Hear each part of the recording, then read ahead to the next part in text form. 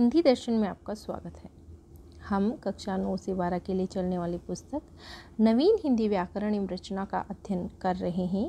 यह एक मौलिक पुस्तक है और इसमें से हुबहू प्रश्न प्रतियोगी परीक्षाओं में आपसे पूछ लिए जाते हैं, इसलिए इस पुस्तक का अध्ययन करना हमारे लिए अति आवश्यक है। इससे पूर्व की कक्षाओं में इस पुस्तक के अधिकांश विषयों पर हम बात कर चुके हैं, जैसे वर्ण विचार, देवनागरी लिपि, हिंदी वर्तनी और उसका मानकीकरण। इसके अलावा तत्सम शब्द, तद्भव शब्द, देशज शब्द, विदेशी शब्द, शब्द विचार को प्रयोग, रचना और अर्थ के आधार पर हम समझ चुके हैं। संज्ञा का अध्ययन हम कर चुके हैं। सर्वनाम, विशेषण, क्रिया, अविकारी शब्द, इन सभी विषयों पर बात हम पिछली कक्षाओं में कर चुके हैं।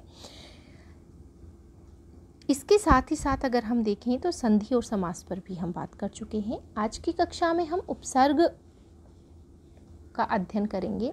सबसे पहले अगर हम बात करें कि उपसर्ग से संबंधित प्रतियोगी परीक्षाओं में किस प्रकार से प्रश्न पूछे जा रहे हैं, तो आपसे शब्द देकर के पूछा जा सकता है कि उक्त शब्द में मूल शब्द कौन सा है और उपसर्ग शब्द कौन सा है। इसके साथ ही साथ आजकल जो प्रश्न पूछने का तरीका है वह थोड़ा बदल रहा है और आपको शब्दों का समूह दे दिया जाता है और आपसे पूछा जाता है कि निम्नलिखित में से कौन से शब्दों में परा उपसर्ग है और कौन से शब्दों में परा उपसर्ग नहीं है, कौन से शब्द में कौन सा उपसर्ग लगा हुआ है। और इस प्रकार से भी आपसे प्रश्न पूछे जा सकते हैं कि किस उपसर्ग के जुड़ने से जय शब्द का अर्थ विपरीत हो जाता है। तो आपसे उपसर्ग के प्रश्न किसी भी प्रकार से घुमा फिरा कर पूछे जाते हैं। शब्द आपके यहीं से उठाए जाएंगे, इसलिए इन शब्दों को जो इस पुस्तक में दिए हुए हैं, इन उपसर्गों को आप अच्छे से ध्यान में रखते हुए याद कर लेंगे। अगर एक उदाहरण हम देखें तो अभी किसी परीक्षा में प्रश्न पूछा गया कि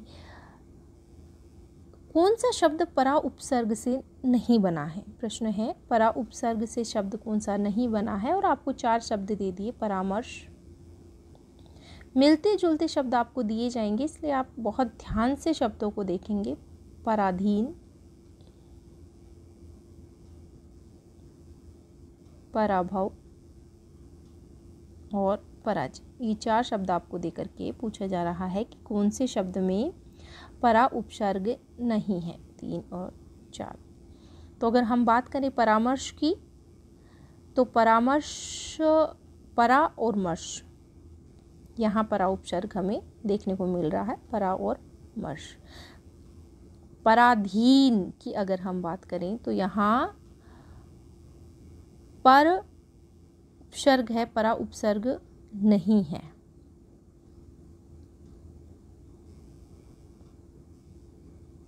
अगर हम पराधीन शब्द का विच्छेद करते हैं तो पर धन अधीन होता है, इसलिए यहाँ पर उपसर्ग है तो हमें पराधीन छांटना है। तो हमें इस प्रकार से अध्ययन करना होगा। अगर हम पराभव की बात करें तो पराधन भव, और पराजय की बात करें तो भी पराधन जय, तो यहाँ भी परा उपसर्ग है।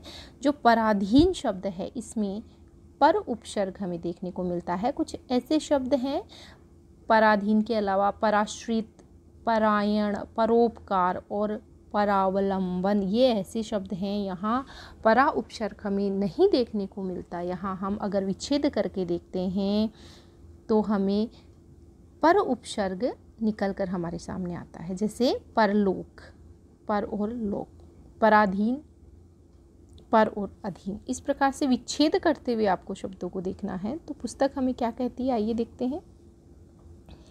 परिभाषा, वे शब्दांश जो किसी मूल शब्द के पूर्व में जुड़कर, अर्थात उपसर्ग कहाँ लगेंगे, पूर्व में, नई शब्द का निर्माण करते हैं, अर्थात नए अर्थ का बोध कराते हैं, उन्हें हम उपसर्ग कहते हैं।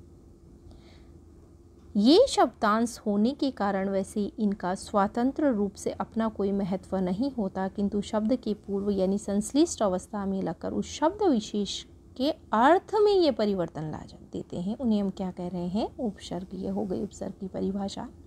अगर हम बात करें उदाहरण की, तो हार एक शब्द है और हार शब्द में अलग अलग उपसर्ग जोड़ते हैं। अगर हम जैसे उप, आ ये शब्द जोड़ करके जब हम शब्द का अर्थ देखते हैं तो अलग अलग भिन्न भिन्न अर्थ हमें देखने को मिलता है। जैसे कई नए शब्द बनते हैं। हार में अगर आ उपसर्ग हम जोड़ते हैं तो आहार बनता है। हार में अगर हम उपसर्ग जोड़ते हैं तो उपहार बनता है। हार में अगर हम वी उपसर्ग जोड़ते हैं तो विहार बनता है।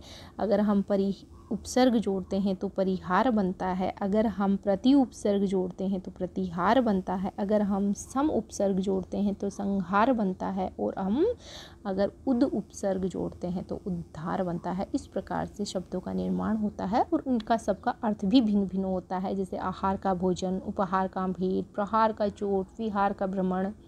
परिहार का अर्थ होता है त्यागना, प्रतिहार का द्वारपाल, संहार का मारना और उद्धार का मोक्ष। अतः हार शब्द के साथ जो प्रयुक्त क्रम से आ, उप, प्र, वी, परि, प्रति, सम और उत शब्दांश उपसर्ग की श्रेणी में आते हैं। तो उपसर्ग कौन कौन से हो गए? ये आ, उप और प्र, ये उपसर्ग की श्रेणी में आएंगे। इन्हें हम उपसर्ग कहेंगे। अगर उपसर्ग की हम बात करें तो 3 प्रकार के उपसर्ग होते हैं। संस्कृत के उपसर्ग, हिंदी के उपसर्ग और विदेशी उपसर्ग। संस्कृत के उपसर्गों की बात करें तो ये 22 होते हैं और हिंदी में भी ये उपसर्ग प्रयुक्त होते हैं और यहाँ से प्रतियोगी परीक्षाओं में भी प्रश्न पूछे जाते हैं। पहले उपसर्ग की हम बात करें तो अति उपसर्ग की बात करेंगे। अति उपसर्ग का अर्थ होता है अधिक या परे, यानी अधिक या परे के अर्थ में हम अति उपसर्ग का प्रयोग करते हैं। बहुत अधिक के अर्थ में इसका प्रयोग किया जाता है। उदाहरण के लिए हम बात करें तो अतिशय, अतिक्रमण, अतिवृष्टि, अतिशीघ्र, अत्यंत, अत्यधिक, अत्याचार और अतीन्द्रिय, अत्युक्ति, अत्युत्तम, अत्यावश्यक और अति। अगर अब इन शब्दों की हम विच्छेद करके देखते हैं तो अति धन से, अति धन क्रमण, अति धन वृष्टि, अति धन शीघ्र, अति धन मतलब अति धन अंत यानी अत्यंत, अत्यधिक, अति धन अधिक यानी अत्यधिक। तो यहाँ अति उपसर्ग निकल कर सामने आता है। तो ये जो शब्द हैं ये आप अच्छे से देख लेंगे और आप विच्छेद करके देखेंगे शब्दों का कि यहाँ कौन सा उपसर्ग है और इनका जो अर्थ निकल रहा है वह अधिक या परे के अर्थ में होगा। अगला उपसर्ग देखिए अधि। अधि उपसर्ग का प्रयोग हम प्रधान या श्रेष्ठ के अर्थ में करते हैं।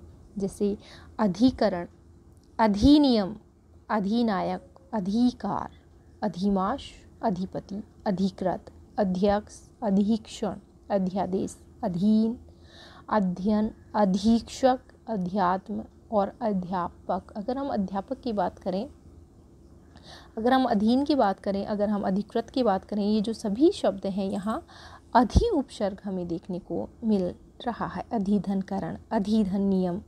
हम विच्छेद करके देखेंगे तो हमें अधि उपसर्ग निकल करके सामने आता है।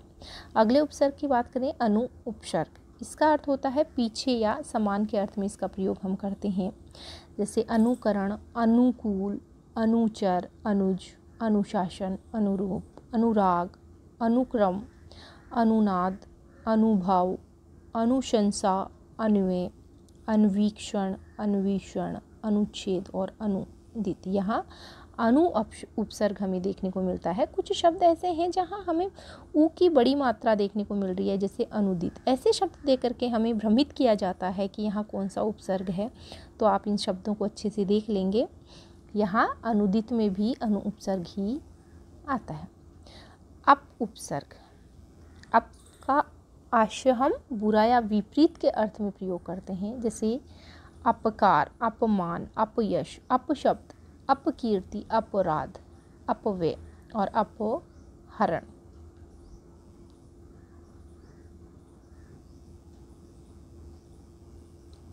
ये शब्द हैं अप उपसर्ग से संबंधित। इसके अलावा अपकर्ष, अपशकुन और अपेक्षा। अपेक्षा में भी अप उपसर्ग ही हमें देखने को मिलता है। अगला उपसर्ग है 5वां उपसर्ग संस्कृत के उपसर्गों में अभि उपसर्ग। इसका प्रयोग हम पास या सामने के अर्थ में करते हैं। जैसे अभिनव, अभिनय, अभिवादन, अभिमान, अभिभाषण, अभियोग, अभिभूत, अभिभावक, अभ्युदय, अभिषेक, अभ्यर्थी, अभ्यस्त, अभ्यंतर, अभिप्सा और अभ्यास, ये शब्द हैं अभिउपसर्ग से संबंधित। इसके अलावा अगर हम अगले शब्द की बात करें तो अव जो उपसर्ग है इसका प्रयोग हम बुरा या हीन के अर्थ में करते हैं। अवगुण, अवनति, अवधारण, अवज्ञा, अवगति, अवतार, अवसर, अवकाश, अवलोकन, अवशेष, अवतरण, ये शब्द हैं अव उपसर्ग से संबंधित। अगला उपसर्ग है आ, जिसका प्रयोग हम तक या से के अर्थ में करते हैं। आ उपसर्ग आजन्म, आहार, आयात, आतप, आजीवन, आगार, आगम, आमोद, आशंका, आरक्षण, आमरण, आगमन, आकर्षण, आबालवृद्ध और आघात, जो ये शब्द हैं ये आ उपसर्ग से संबंधित शब्द हैं। अगला, जहाँ से अधिकांश प्रश्न पूछे जाते हैं हमें प्रतियोगी परीक्षाओं में, उत उपसर्ग। उत और उद उपसर्ग से संबंधित जो शब्द हैं इनको आप अच्छे से अध्ययन कर लेंगे। उत का प्रयोग हम श्रेष्ठ या ऊपर के संदर्भ में करते हैं। उत उपसर्ग का प्रयोग यहाँ हलंत तय आता है, इसका ध्यान रखेंगे आप। उत्पन्न, तो जब हम विच्छेद करते हैं तो उत्धनपन शब्द आएगा। उत्धनपति, उत्धन पीड़न, उत्धन कंठा, उत्धन कर्ष, तो इस प्रकार से यहाँ उत उपसर्ग हमें देखने को मिल रहा है। इसके अलावा आगे के शब्द देखते हैं। उत्तम, उत्कृष्ट, उदय, उन्नत, उल्लेख, उदार, उच्छ्वास, उज्ज्वल, उच्चारण, उच्च श्रृंखल और उद्गम। उद्गम शब्द में भी हमें उत उपसर्ग ही देखने को मिलता है, तो इन शब्दों को आप अच्छे से ध्यान में रखेंगे। अगला उपसर्ग है उप। अभी हमने देखा उत, अब उप उपसर्ग जिसका प्रयोग हम पास या सहायक के अर्थ में करते हैं। और शब्दों की अगर हम बात करें तो उपकार, उपवन, उपनाम, उपचार, उपहार, उपसर्ग, उपमंत्री, उपयोग, उपभोग, उपभेद, उपयुक्त, उपभोग, उपेक्षा और उपाधि और उपाध्यक्ष। उपाध्यक्ष में भी उपधन अध्यक्ष, जब हम विच्छेद करते हैं तो हमें उपधन अध्यक्ष विच्छेद करना पड़ता है, इसलिए यहाँ भी हमें उपसर्ग देखने को मिलता है। उपधन सर्ग, उपधन मंत्री, उपधन योग, उपधनहार। आप विच्छेद करके जब शब्दों को देखेंगे तो आपके समझ में आएगा यहाँ कौन सा उपसर्ग है, इसलिए इन शब्दों को एक बार अच्छे से नज़रों से निकाल लेंगे तो आपके प्रश्न गलत नहीं होंगे। अगला उपसर्ग देखते हैं हम दुर। यहाँ से भी प्रश्न पूछा जाता है। दुर उपसर्ग। दुर उपसर्ग का प्रयोग कठिन, बुरा या विपरीत के अर्थ में किया जाता है। दुर्धन आशा, दुराशा। रे में हलंत आएगा, दुर्धन आशा। विच्छेद करके आप शब्दों को देखिएगा। दुर्धन आशा, दुराशा। दुर्धन आग्रह, दुराग्रह। दुर्धन आचार, दुराचार।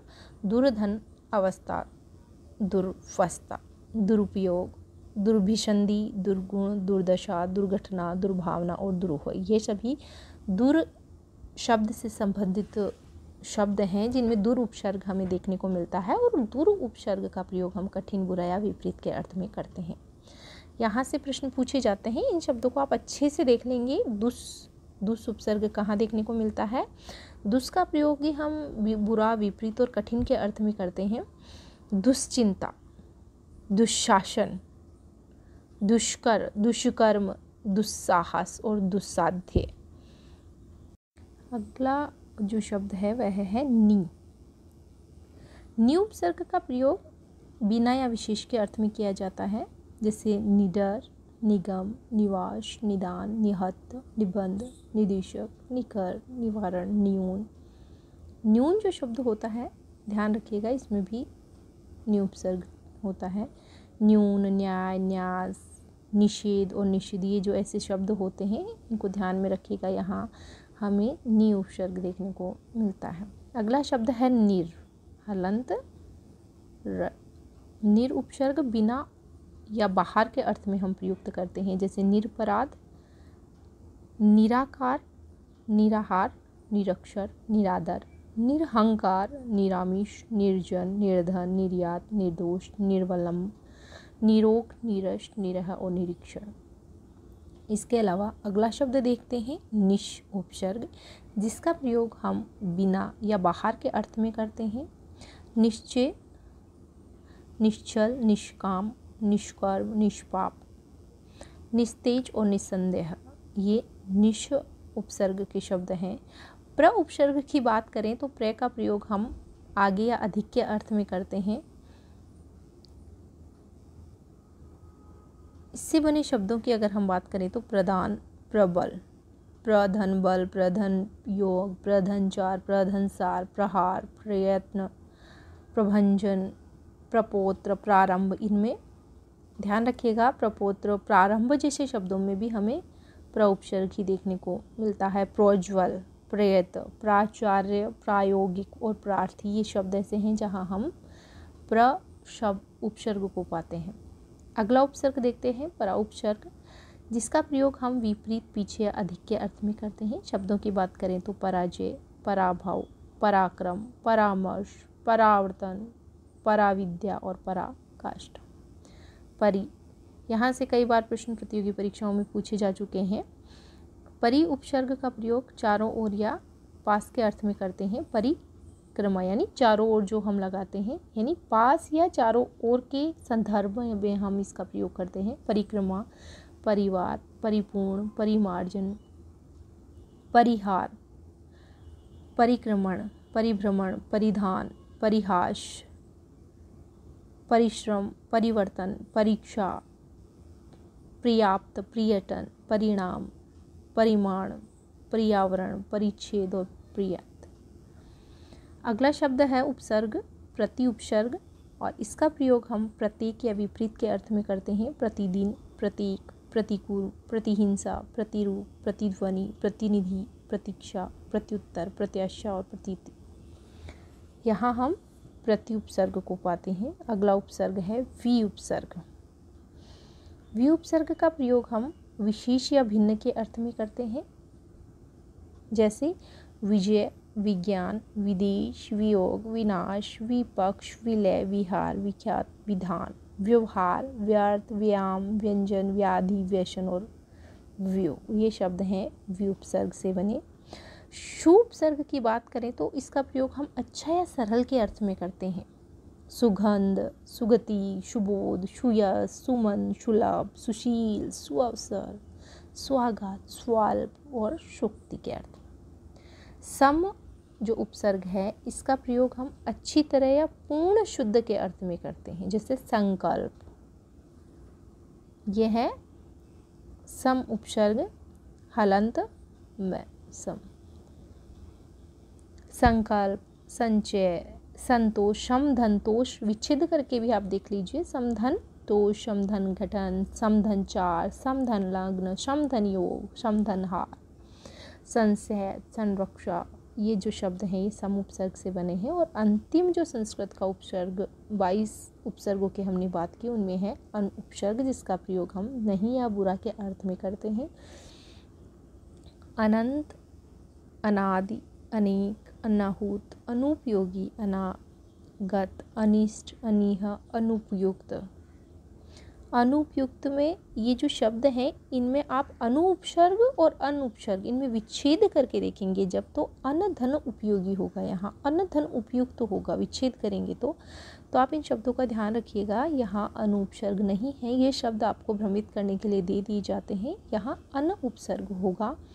अनुपयोगी, अनुपयुक्त, अनुपम, अनुचित, अनन्य, अनीह, अनिष्ट और अनाहूत, ये अन उपसर्ग से बने हैं। तो आज के लिए इतना ही। अगली कक्षा में हम हिंदी के और विदेशी उपसर्गों की बात करेंगे। धन्यवाद।